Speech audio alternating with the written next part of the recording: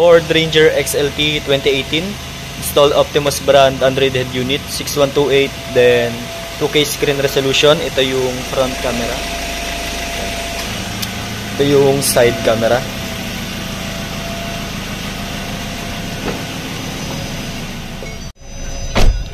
Optimus brand Android head unit 6128, 2K screen resolution, then Qualcomm Snapdragon processor.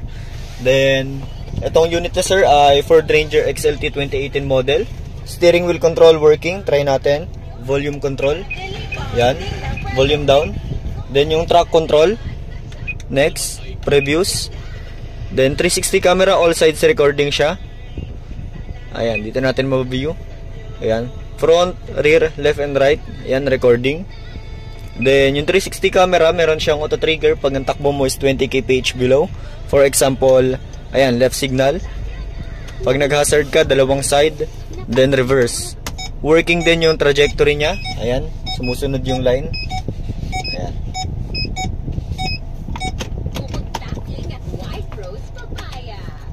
Then yung Android head unit natin, meron siyang split screen function kung gusto mo mag-open ng dalawang application.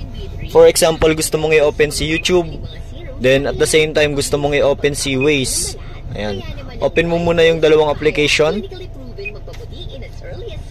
Pag na-open mo na yung dalawang application, may box icon sa taas, pindutin mo lang para lumabas yung recent application na na-open. Ayan. Split screen. So ayan, makakapag-Waze ka at the same time nakakapag-YouTube ka.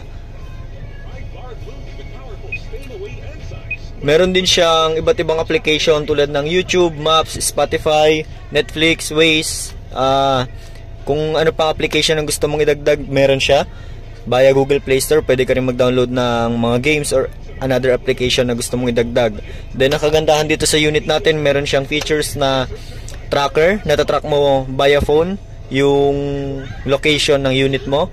Then at the same time, makikita mo na live viewing yung 360 camera all sides. So gagawa rin tayo ng another video para sa demo nun. So thank you, yun lang.